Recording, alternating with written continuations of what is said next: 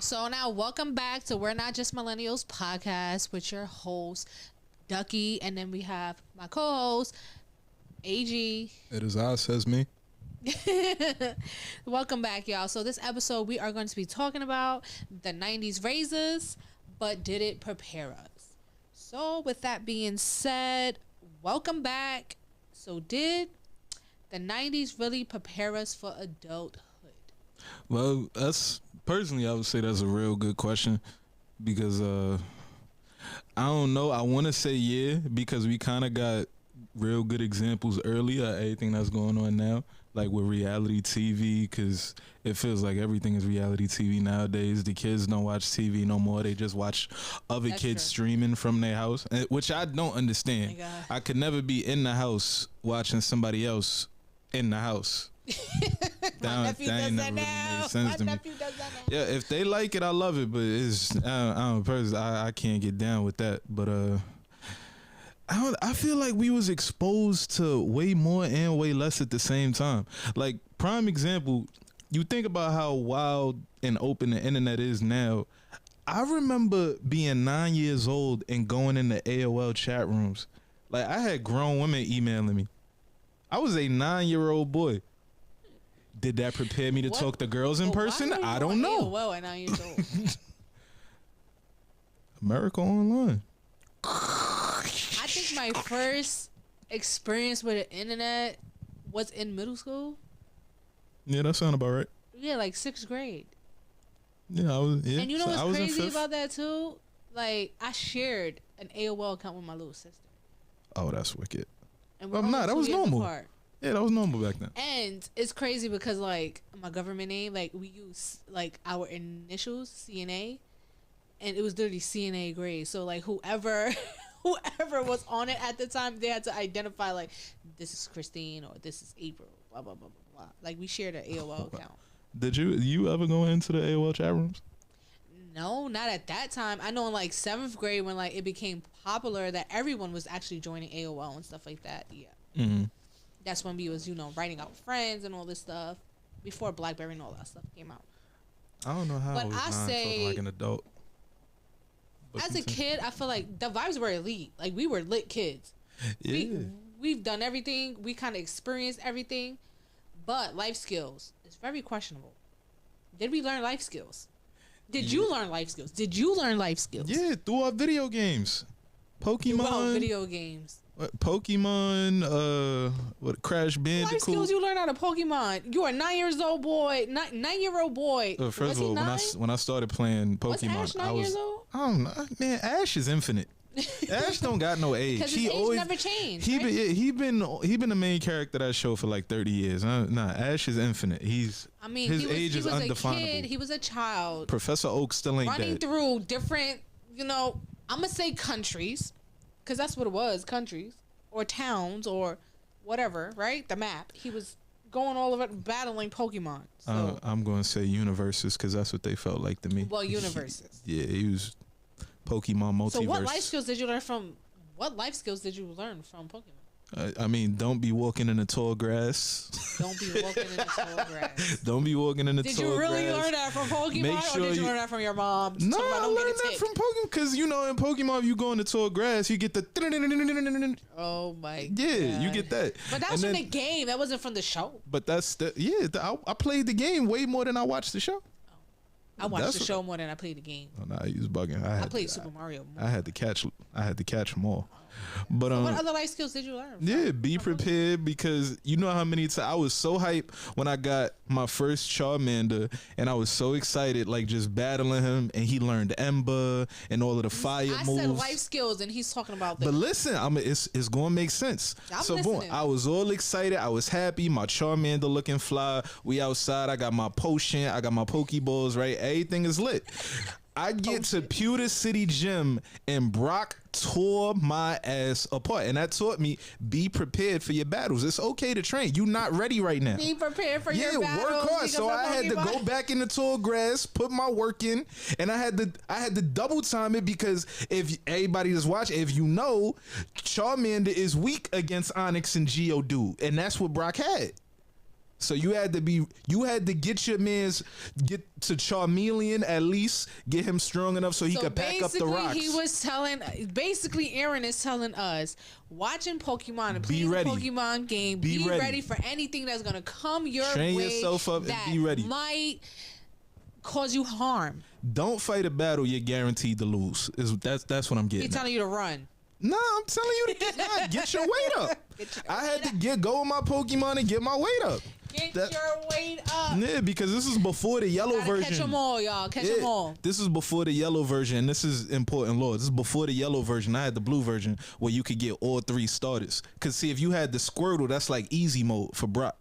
Because the rock Pokemon is weak against water. Listen, I think I played Pokemon Crystal maybe one time and Pokemon Red one time. That's why you didn't get the knowledge. But I had all the the knowledge, duck. Listen, I had all the games. Knowledge. I just wasn't a game person. You ain't even catch Suicune. I could tell. No. See? But I've watched all the cartoon episodes. Do the knowledge. The movies. I think I would still watch them to this day. That's the biggest thing I learned from Pokemon. Do the knowledge, because you had to go into them battles against Team Rocket. You had to know what types you was going against. You had to make sure that you had the super effective weakness. Okay, so I'm gonna ask the audience a question. Whoever's gonna watch, whoever's watching, right? Pay attention.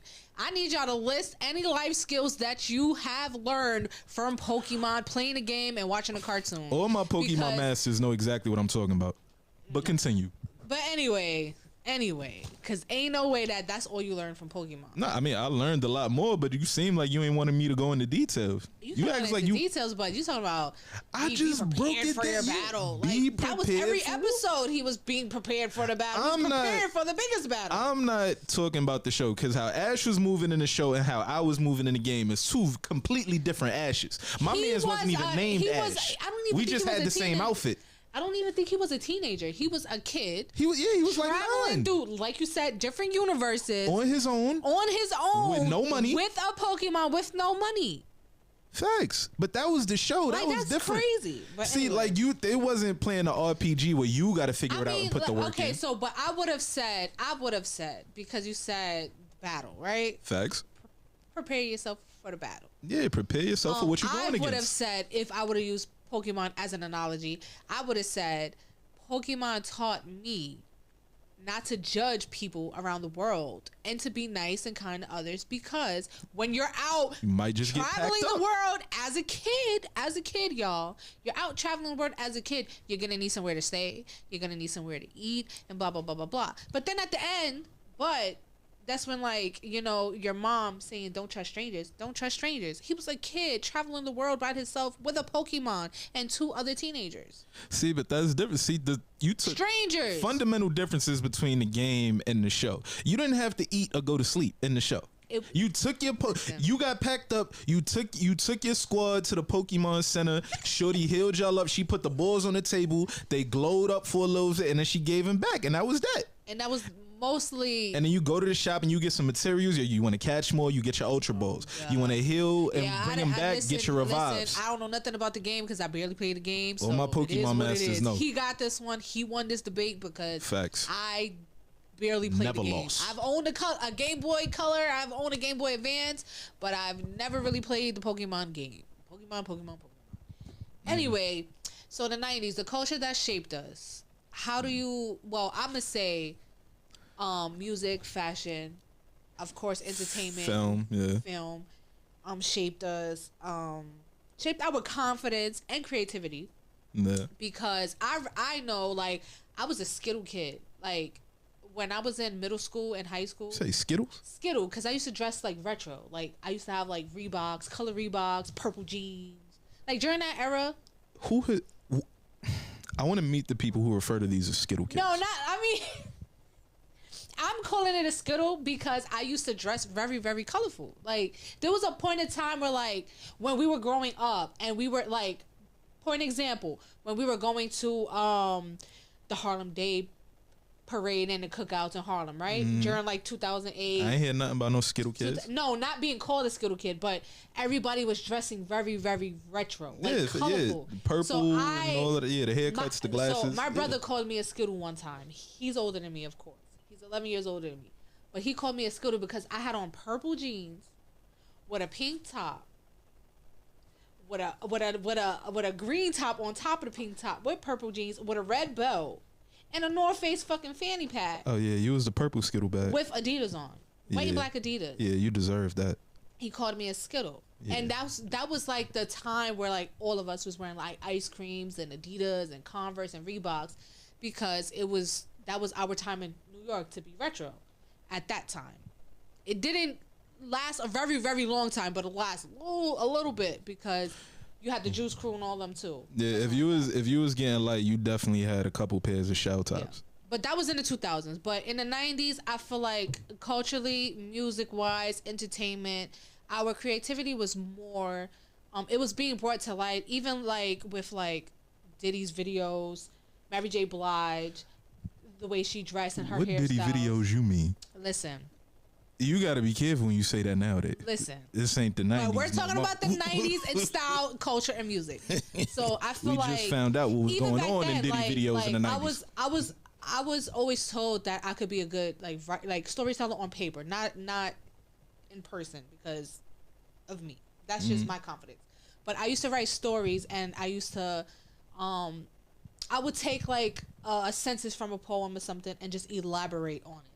I would take a quote from a book and just elaborate on it, or something that I seen on TV, and I would just write. So you was like a drama club kid almost, but it didn't really count, because New York City schools were like bleh. Especially in our neighborhood, it was bleh. Like I learned how to play the trumpet one year, and then music class was cut, so it was like bleh. I learned to play the clarinet. Shout out Mr. Butler. You're Mr. Butler. Yeah, you must have been a good teacher. Miss Colwell taught me piano. Miss Dwyer taught me how to sing. Yeah, musically inclined around here. So music-wise, in the 90s, what tracks or what rappers or singers, whoever, you feel like influenced you to be more creative and productive? The rapper from the 90s that influenced me to be more productive would definitely be Jay-Z and Nas. Specifically, I remember when Reasonable Doubt came out, and it was like classic I wasn't album. Seeing it everywhere, but like in the hood, like that was like our baby. Like when Ain't No Nigga rang out in the streets, and Dead Presidents was like my favorite song back then, because I didn't fully understand at the time, because I was a kid. I was maybe like 6 or 7 years old. I didn't fully understand the verse where Jay is saying, about to start snitching, ain't you? Ready to start bitching, ain't you? I forgive your weak ass, hustling just ain't you. And at the time, I used to ask my uncles to break it down for me, and my uncle O, he would tell me, he was like, oh, he's talking about like dudes in the drug game that think everything is sweet because they get money, they got the car, they got the women. But one day, all of that shit's gonna come crashing down, because police is gonna be knocking at some point. So they don't even have an investment. And Nas just, super conscious rapper from the 90s. He was real smart, vocabulary was high. Yeah, I definitely say listening to and trying my best to understand those lyrics did a lot to keep me productive. Yeah, well, I like Jay-Z and I like Nas. But creativity, Missy Elliott and Busta. Yes, I agree. I agree with that. Missy Elliott, Busta Rhymes, creativity with their music videos, their style, their hairstyle. Whoever was their hairstylist back then, and whoever helped them, be a creative director on their music videos. Whoever you are, I love you. Keep it going. Don't give up.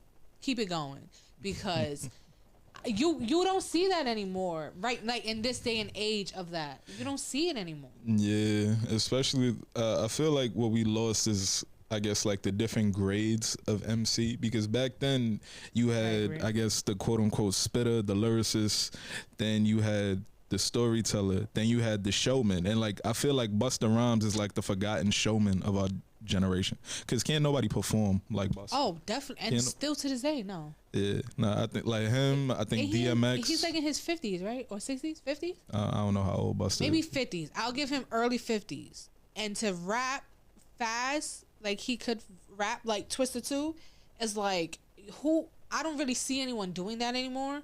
But it's like those were the two main rappers that you've seen rap fast. That like and it's funny for me. Like I never knew what the hell Busta Rhymes was saying, but all I knew, the beat was hot. And all I know is Pastor Cavassier. Yeah, that's it. It was the energy. You felt them. And for me, I'm only speaking for me. If you feel like this, leave a comment. But for me, I didn't even really care about the lyrics with Busta Rhymes because the video was popping. The way he was performing was just, so like, it makes you forget about everything else. You just wanted to hear the beat. Like, let's go, y'all. Let's go. So, yeah. That was. Shout out Bus. Shout out Busta Rhymes, Missy Elliott, and whoever was the creative director on their music videos. And shout out Janet Jackson too. Janet Jackson, yes. Janet Jackson. Even though she didn't rap.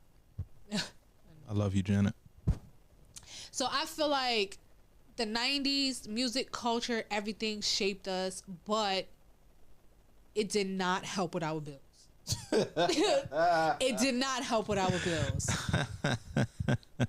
Shout out inflation, man. We really lived through so much. Listen, I remember my mother giving me $1 a day in the 90's. Go to the store. I got a quart of water, a quart of juice, a bag of chips, a pack of Winter Fresh gum, because that's the only gum I still chew to this day. Winter Fresh, and a and a bag of chips.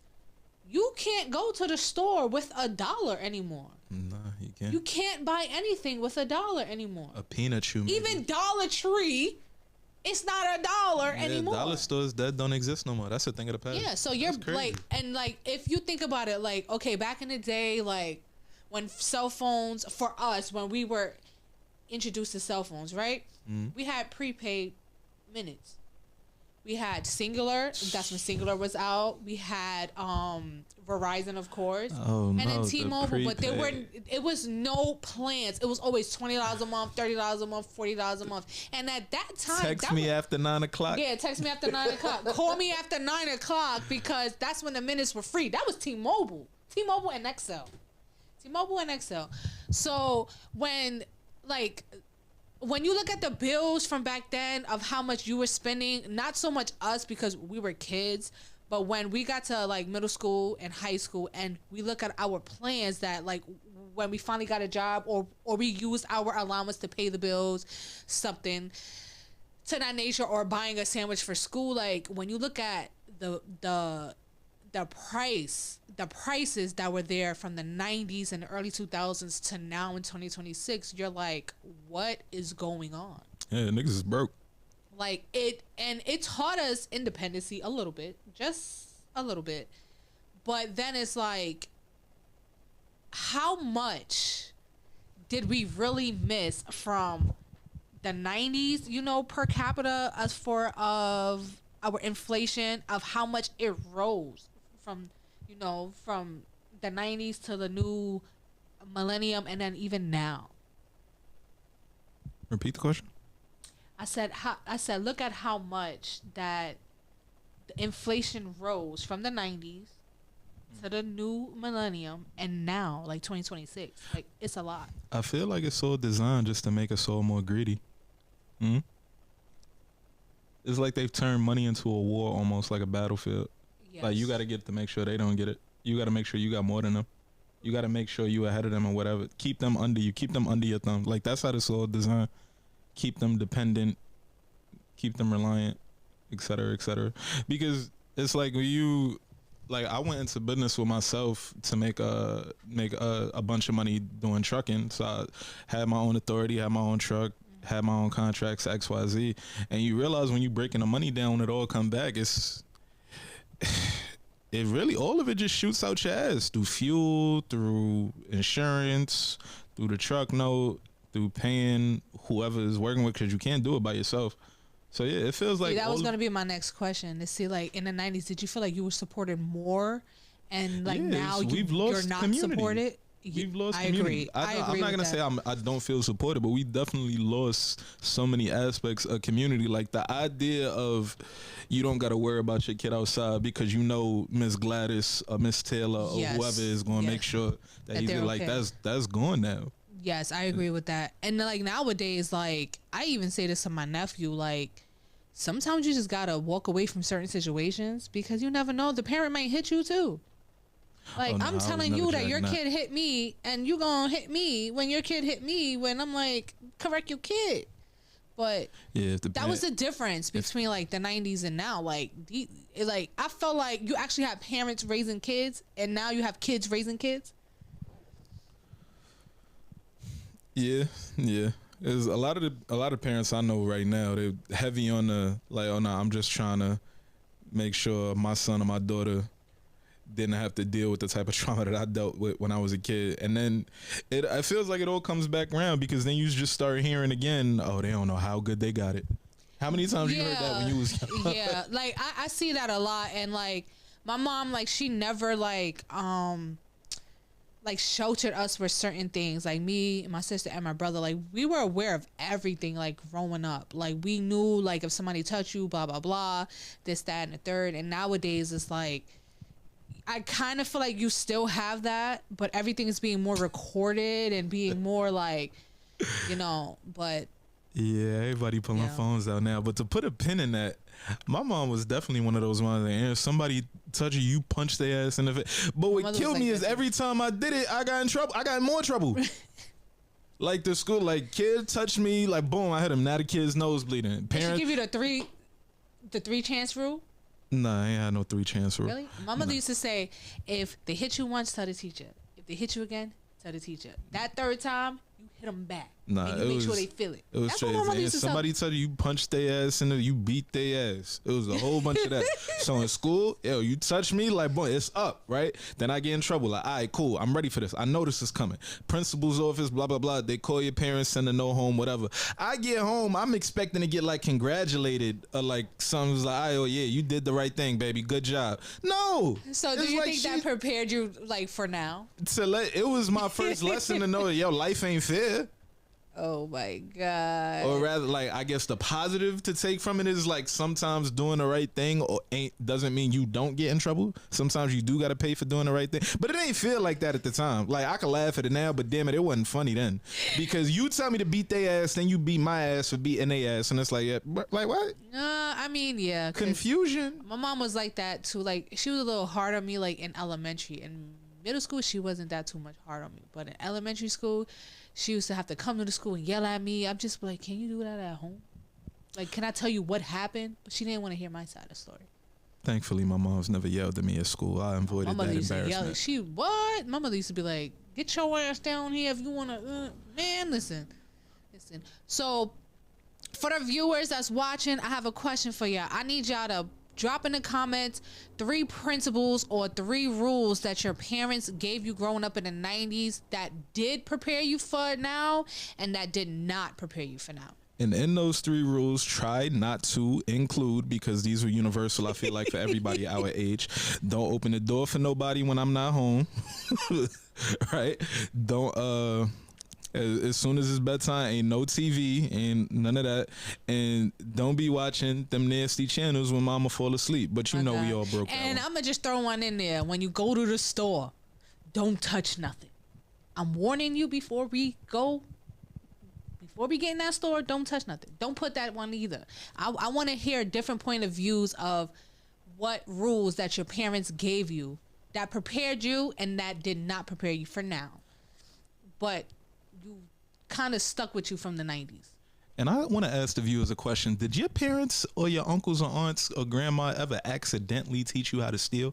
Because that happened to me. That really happened to me. Because I did that in Costco. I had good intentions. I had good intentions because back when my mom, on weekends, my moms would always go shopping at whatever mall, Paramus Park, somewhere in New Jersey or whatever, right? So we'd be at the mall, and I got so familiar with my mom's tendencies, I could just look at the sky and see what time it was and tell what store she was in. So once we had that rapport built up, she kind of let me just freely roam the mall by myself, right? So I would always end up in either the VHS store for movies or in the bookstore. So in one particular time, I'm in the bookstore. I forget the name of the bookstore. I pick up a bunch of books, right? I got them all stacked up in front of me. It's probably like 7 or 8 books. Mm-hmm. I walk out of the bookstore into Macy's. I find my mom. I'm like, Mommy, can you buy me these? Macy's. And she's just looking at me. She was like, you walked out with all of those? And I was like, yeah. Go to the car. And then that was it. So yeah, did any of your parents accidentally teach you how to steal? My mom necessarily didn't teach me, but my godmother, when we used to go to Costco, because, you know, my godmother's white, but she grew up on my block in the hood, right? And we used to go to Costco with her because at that time she was the only person that had a car on the block that we actually was cool with. So we used to go to Costco, Sam's Club, right? So and Stuart Leonard's. I love Stuart Leonard's. Oh, Stuart Leonard's still to this day I love it. And Stuart Leonard's on a weekend they used to have the petting zoo and stuff like that there. Yeah. So we used to go every Saturday early in the morning, be the first ones in there, get the free samples and all this. But we used to walk around. Let me tell y'all. We used to walk around with a big, like, a cheese platter with crackers, salami, like a charcuterie, just plastic. And we used to walk around and eat it. Yeah, and by the time we got to check out, it was gone. It was gone. It is real easy to steal from Stu Leonard's. I was like, that's crazy. I don't want to snitch. So have you stole something as an adult? Snitching? At this big age, have you stole anything as an adult? You snitching? I'm not snitching. I'm asking you a question. Now, if you snitch on yourself, then that's you. I feel like we in an interrogation room. I don't know nothing about what you talking about. He don't know nothing. He don't know nothing. Well, I'm gonna snitch on myself. I recently stole something. Police? And it was only because I was online for 2 hours buying a pack of socks.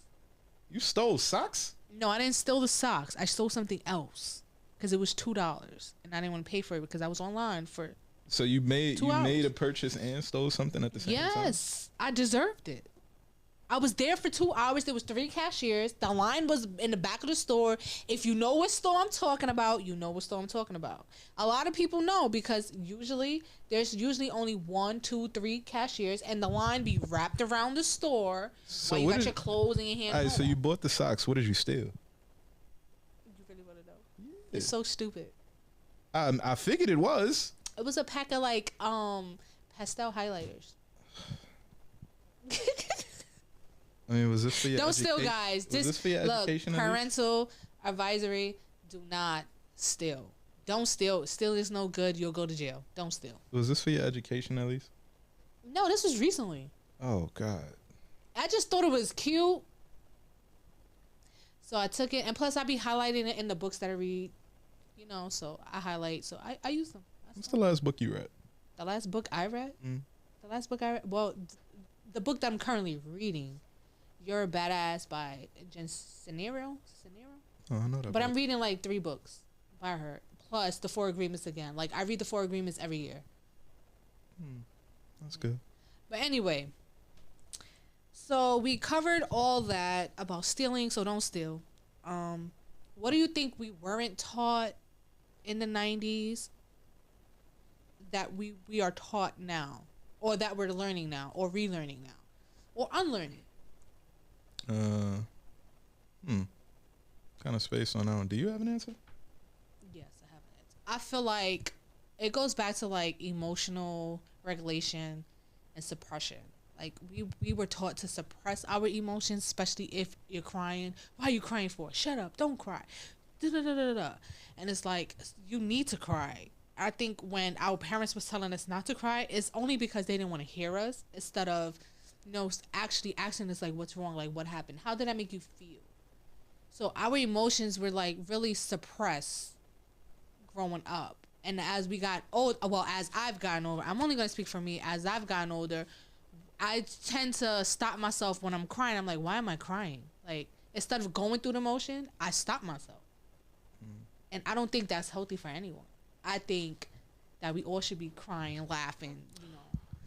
I think one of the major things that we were never taught in our generation was to love but not like our parents. Like, it seems like with parenthood, friendship was just like a non-existent thing. Like, I'm not one of your little friends. Like, we used to get a lot of that. So yeah, I see a lot today with like my friends that are parents. They're actually friends and parents to their children. Like, there's a healthy balance of discipline, like authoritarianism, and like actual friendship. So like when I have children, that's something I want my kids to like me on that level. Yes. To the point where they could come to me and tell me stuff. Yeah. It's like, yeah, I'm not just daddy. Like, yeah, I'm your friend too. Yeah, I agree with that. And I think another thing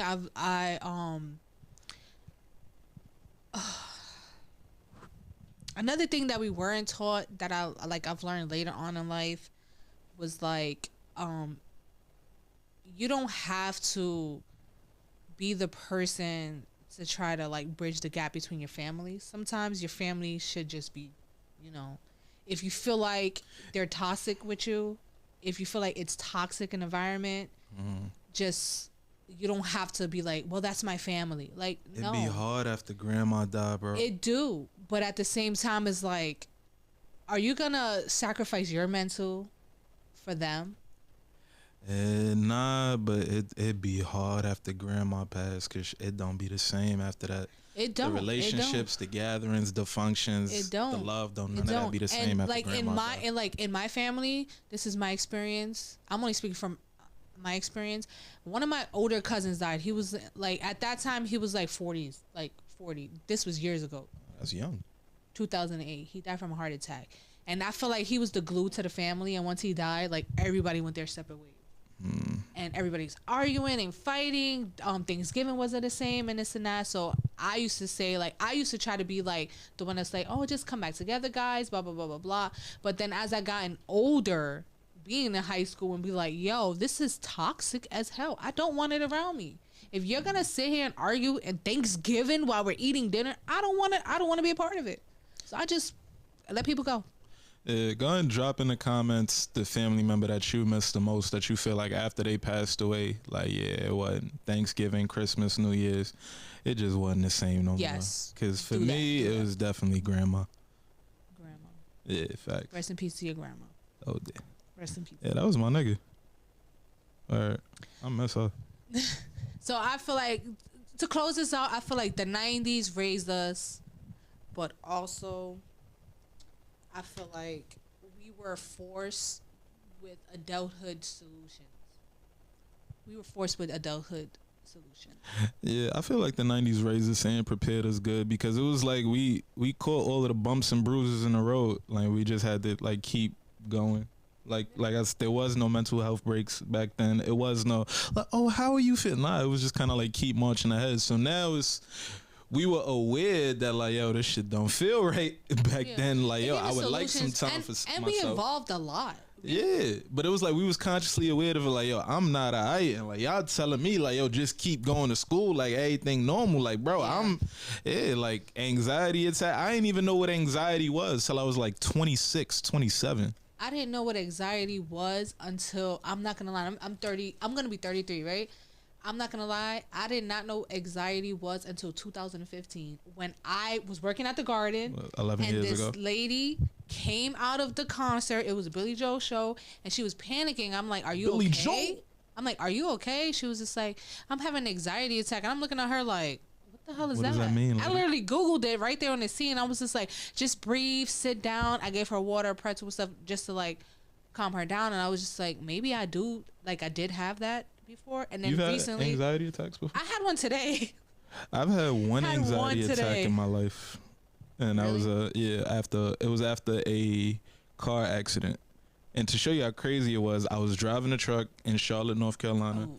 The truck got into a car accident. After that, I was fine. Like, there's no big, like, yo, the truck is total, but like, yeah, I'm okay. I walked out. I went on about my business, right? I was staying with a friend in Charlotte, and anybody that has or has ever had a CDL, you know, if you get into an accident, you have to go take a drug test within a certain amount of time. So I get in the Uber, I'm on my way to take the drug test. The Uber gets into an accident. Oh my God, Aaron, that was that was the accident that messed me up, because it was like my foot got stuck in something, like I banged my head on something. Yeah, it was crazy. At least you came out good. Yeah, but the anxiety attack came like 2-3 days later. I was in a car with somebody, and they hit the brakes a little too hard. Was it anxiety or was it PTSD? They not like. No, they're not the same. They're not the same. They hit the brakes a little too hard, and I just started. It could be a PTSD. Yeah, I mean, you were having a panic attack, but That's it could have the same thing. No, anxiety and panic attacks. I don't know what the fuck anxiety is, y'all. I'm sorry, but you could have 90s ain't teach me experienced anxiety. PTSD. Yeah, you could have experienced PTSD. Yeah, PTSD. I'm pretty sure I got that. Yeah.